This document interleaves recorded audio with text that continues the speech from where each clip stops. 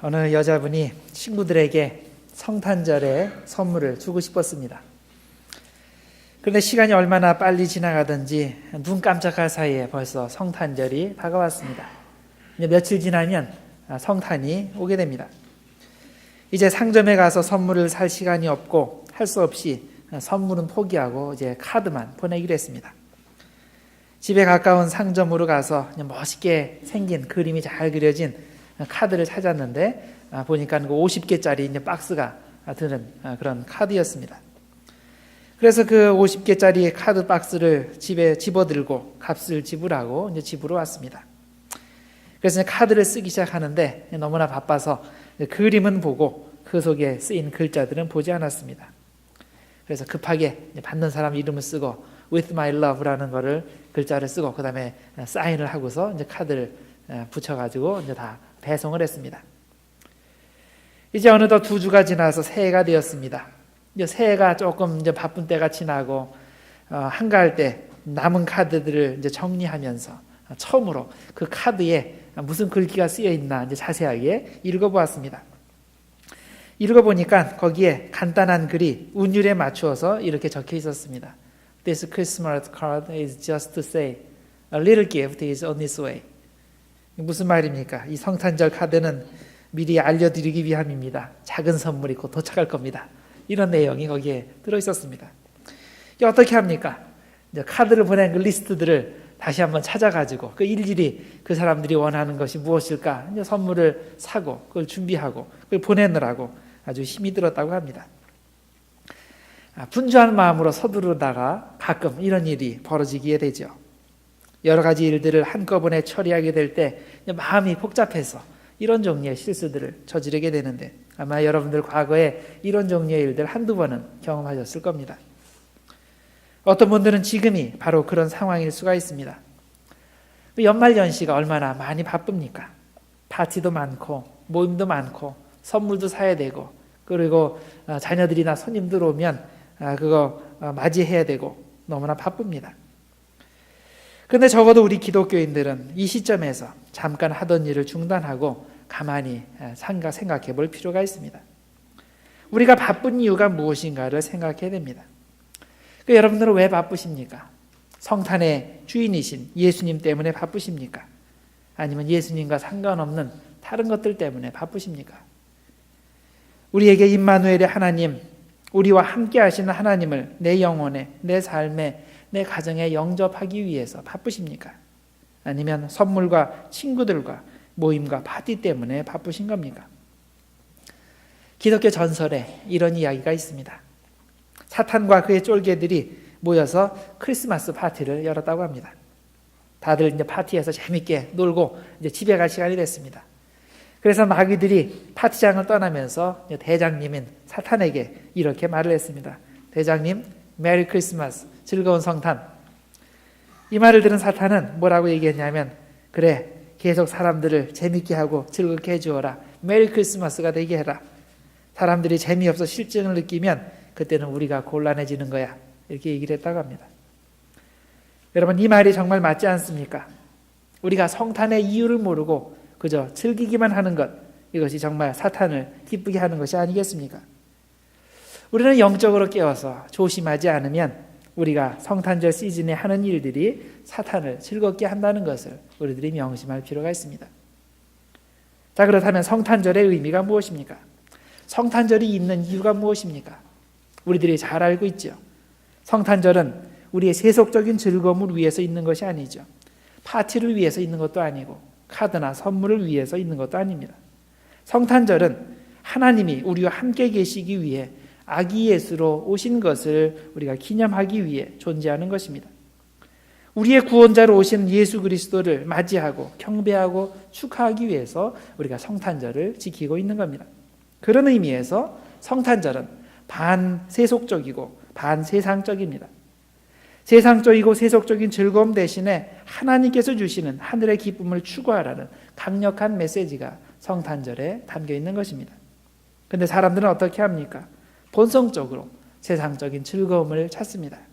파티 열고 먹고 마시고 취하고 선물 주고받고 하면서 연말에 세상적인 기쁨을 추구합니다.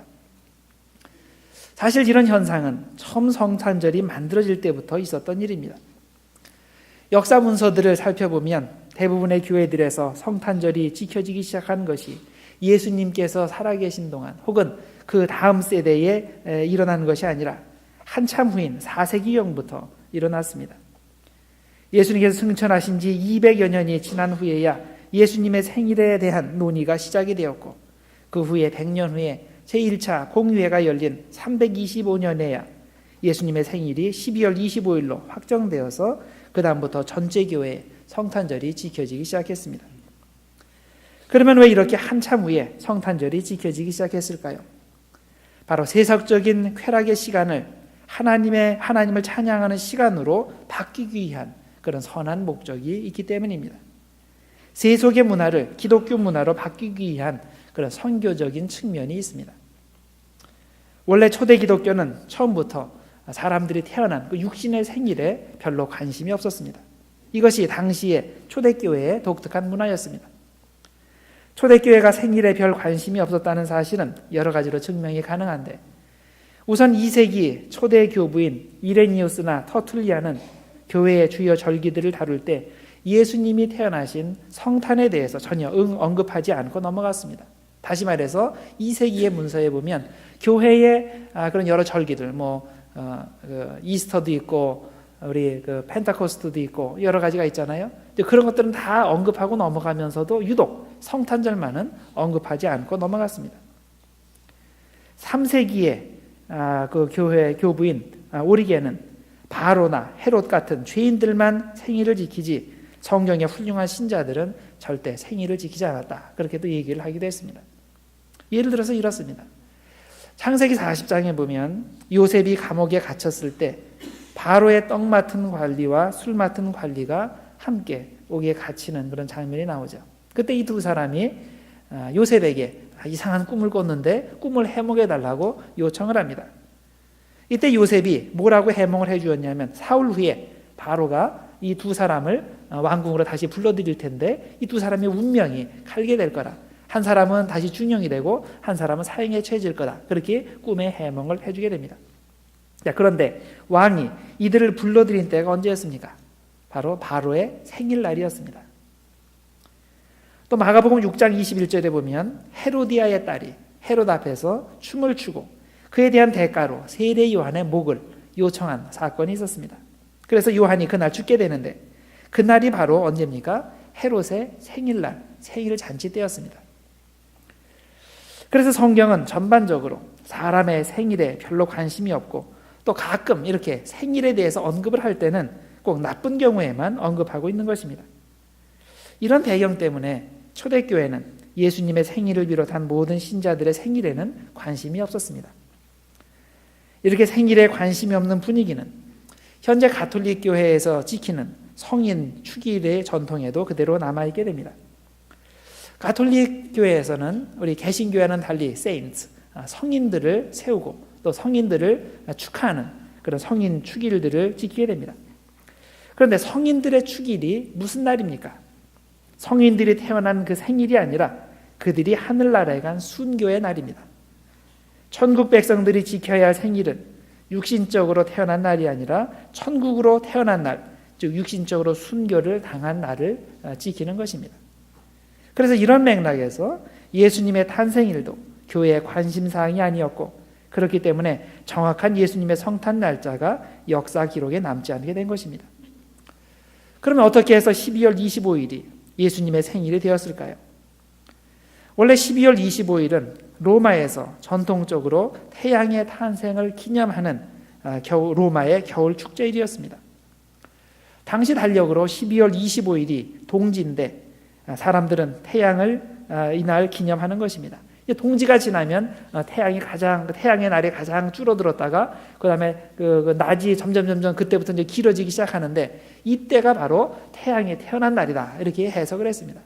그래서 태양이 태어난 날을 기점으로 해서, 이때가 마침 연말이잖아요. 그래서 그 일종의 송년 파티를 크게 대대적으로 하게 되는데, 그 마을에 돈 많은 사람들이 그 많은 돈을 대고 술을 대고 그러면서 대규모 술 파티를 열게 되는 겁니다. 교회에서는 목회적인 차원에서 그곳에 가지 말라고, 제발 술 취하지 말라고 신신당부를 했는데 사람들이 재미가 있으니까 교인들도 거기 많이 가서 이제 술 파티에 참여를 하는 겁니다. 그래서 교회는 목회적인 차원에서 내부적으로는 신자들을 보호하고 외부적으로는 세속 문화를 기독교화하는 작업의 일환으로 이 태양 주기를 예수님의 생일로 정하게 된 것입니다. 그래서 태양의 탄생일이 예수님의 생일이 된 데에는 토착화의 의도가 다분히 있는 것입니다. 태양 축제일이 이미 로마인들의 삶의 일부가 되어버렸다면 기독교에서는 효과적인 선교를 위해서 그 문화적 요소를 적극적으로 기독교화할 필요가 있었던 것입니다. 이런 선교적인 이유 이외에 기독교에서 태양의 날을 성탄절로 제정하게 된 이유는 이 태양이라는 것이 예수 그리스도를 설명해 주는 아주 훌륭한 상징이 되기 때문입니다. 누가복음 2장 32절에 보면 시므온이 아기 예수님을 안고서 하나님을 찬양하는 그런 찬양시가 나옵니다. 이때 예수님을 가리켜서 시므온이 뭐라고 찬양을 하냐면 예수님은 이방을 비추는 빛이요 주의 백성 이스라엘의 영광이라 이렇게 찬양을 했습니다. 이게 이방을 비추는 빛, 여기에 그 빛의 이미지, 태양의 이미지가 있죠. 또 말라기서 4장 2절에 보면 앞으로 오시는 메시아를 가리켜서 뭐라고 불렀냐면 공의의 태양이라고 불렀습니다. 이렇게 태양으로 설명된 메시아의 탄생을 기념하기 위해서 사실 태양 축제일보다 더 적합한 날이 어디 있겠습니까? 그래서 4세기 이후에 어느 순간부터 사람들은 12월 25일을 예수님의 생일로 축하하기 시작한 것입니다. 가끔 여호와의 증인 같은 이단들이 우리가 성탄절을 지키는 것을 태양신을 섬기는 우상 숭배로 규정하면서 성탄절을 지키지 말라고 비판을 합니다. 그런데 정말 그럴까요? 우리가 성탄절을 지키면서 모르는 사이에 태양신, 우상신을 섬기는 것일까요? 그렇지 않습니다. 왜냐하면 우리가 성탄절을 지킬 때 중요시하는 것은 그 날짜가 아니라 성탄의 의미이기 때문입니다. 우리가 지키는 것은 하나님이 인간이 되신 임마누엘의 사건이지 특정 날짜가 아닌 것입니다. 사실 날짜는 어느 날짜에 지켜도 상관없습니다. 여러분들 생일을 한번 생각해 보세요. 생일 잔치를 하는데 꼭 그날 지켜야 됩니까? 좀 하루 이틀 미리 지켜도 되지 않습니까? 아니면 나는 그 양력 생일이 왜 이렇게 가령 1월 1일에 양력이 됐다고 합시다. 그러면 나는 그거 똑같이 하기 싫어. 난 오늘부터 음력 지킬 거야. 그 음력을 지킨다고 해서 그 의미가 사라집니까? 그렇지 않죠. 날짜는 상관없는 겁니다. 그 셀러브레이션 한다는 그 의미가 중요한 것입니다. 그래서 우리에게 중요한 것은 시간을 초월하신 하나님이 인간을 구원하시기 위해 시간 속으로 들어오셨다는 사실입니다. 그리고 엄격히 말해서 하나님이 인간이 되신 사건은 우리가 매일매일 기억하고 축하해야 마땅할 일입니다. 매일 우리가 사실은 성탄절로 지켜야 됩니다. 하지만 현실적으로 그렇게 하기가 힘들고 한 날을 정해서 특별히 기념을 해야 할 텐데 그렇다면 이미 전통으로 굳어져 버린 성탄절을 굳이 거부할 필요가 있겠느냐는 것입니다. 그래서 기독교가 태양 축제일을 성탄절로 만든 것은 창피한 일이 아니라 오히려 자랑스러운 일입니다. 교회가 이방 축일을 성탄절로 바꾼 것은 타락한 우상 숭배의 문화와 타협하기 위해서 그렇게 한 것이 아니라 그 반대로 세상 문화를 거룩한 기독교 문화로 바꾸기 위해서 그렇게 한 것입니다. 술 파티의 문화를 예배의 문화로, 미신 축제의 문화를 그리스도 축제의 문화로 바꾸기 위한 의도가 있는 것입니다. 다시 말해서 그것은 일종의 요즘 말로 말하면 문화 선교의 방편인 것입니다. 세속 문화를 기독교에 함으로써 세상에 거룩한 기독교적 삶을 전파하려는 의도인 것입니다. 따라서 우리가 성탄절을 지킬 때 날짜보다는 하나님이 인간이 되신 사건, 임마누엘의 사건에 관심을 가져야 할 것이고 세속 문화를 기독교의 문화로 변화시키는 문화 선교의 입장에서 성탄절을 자랑스럽게 바라봐야 할 것입니다. 오늘 본문 말씀에 보면 임마누엘 하나님에 대한 설명이 나옵니다. 임마누엘 하나님께서 장차 탄생하실 것을 예언하는 내용이 나오는데 이사야서 7장은 주전 735년경에 남유다의 정치적 상황을 배경으로 하고 있습니다. 유다의 수도인 예루살렘에서는 당시에 다윗 왕인 후손인 아하스가 거주하며 그곳에서 유다를 다스리고 있었습니다. 그런데 이 아하스란 왕은 좋은 왕이 아니었습니다. 열왕기 하에 보면 이 아하스 왕이 우상을 숭배하는데 자신의 아들을 불 속으로 지나게 하는 그런 희생제사까지 드리는 그런 악한 왕이었습니다. 이렇게 하나님을 거역하는 왕이기 때문에 주변 정세가 유다에 위험하게 돌아갈 때 그런 하나님을 의지할 생각을 하지 않고 주변의 강대국을 의지할 생각을 했습니다. 당시 유다 북쪽에는 이스라엘이 있는데 이 이스라엘이 아람 나라와 동맹을 맺고 남쪽 유다 나라를 침공을 하려고 하였습니다. 그때 아하스 왕은 나라를 지키기 위해서 정치적 수완을 발휘했습니다. 재빨리 성전에 있는 금은 기구들을 다 모아서 당시의 초강대국인 아시리아 왕에게 그것을 보내었습니다. 그리고서 부탁하기를 제발 뒤에서 이 두 나라들을 쳐달라고 그렇게 부탁을 한 겁니다. 그러면 자기들 거기에 전쟁을 해야 되니까 당연히 유다 나라에서 침공하는 그 계획을 포기할 것이 아닙니까? 그런데 이 시점에서 하나님은 아하스 왕에게 이사야 선지자를 보내서 메시지를 전했습니다. 무서워하지 말아라. 아시리아를 의지하지 말아라. 하나님을 의지해라. 그러면 전쟁에서 절대 지지 않을 것이다. 이런 메시지를 전달해 주었습니다. 그리고 아주 특이하게도 하나님은 아하스에게 징조, 사인 하나를 구하라고 말씀하셨습니다. 아하스가 하나님의 뜻과 정반대로 아시리아와 동맹을 맺으려고 하자 하나님은 하나님께서 주시는 그 약속의 말씀이 진실됨을 증명하시기 위해서 사인 한 가지를 구하라고 말씀하시는 겁니다. 11절입니다. 너는 내 하나님 여호와께 한 징조를 구하되 깊은 데에서든지 높은 데에서든지 어떤 것이든지 구해봐라. 그렇게 하나님께서 말씀을 하셨습니다. 그런데 아하스는 하나님에게서부터 오는 징조에 관심이 없습니다. 하나님에게 관심이 없으니 하나님께서 주시는 징조에도 당연히 관심이 없는 거죠. 그런데 대놓고 나는 하나님을 믿지 않습니다. 하나님의 말씀을 듣지 않겠습니다. 징조에는 관심이 없습니다. 이렇게 얘기할 수는 없어요. 이스라엘 왕이니까. 그래서 어떻게 합니까? 겉으로 듣기에는 아주 신앙적으로 보이는 말을 합니다. 그게 12절입니다. 아하스가 이르되 나는 구하지 아니하겠나이다. 왜? 나는 여호와를 시험하지 아니하겠나이다. 자, 나는 그런 기도를 안 하겠습니다. 왜냐하면 나는 신앙심이 좋은 사람이라 하나님을 감히 시험하지 않겠습니다. 이렇게 얘기하는 거예요. 겉으로 볼 때는 아주 경건한 말이지만 실제 내용은 정반대입니다. 나는 하나님을 믿지 않겠습니다. 내 마음대로 하겠습니다. 계속 우상 숭배하고 하나님이 싫어하는 아시리아와 동맹을 맺고 내 생각대로 나라를 지키겠습니다. 이런 말입니다. 그러자 하나님께서 또 뭐라고 말씀하십니까? 징조를 받지 않겠다고 거부하는 이 아하스에게 하나님은 강권적으로 한 가지 징조를 보여주셨습니다. 바로 메시아에 대한 징조입니다. 먼 장래에 예수님께서 태어나실 것을 보여주셨는데 14절입니다. 그러므로 주께서 친히 징조를 너희에게 주실 것이라. 보라, 처녀가 잉태하여 아들을 낳을 것이요 그의 이름을 임마누엘이라 하리라.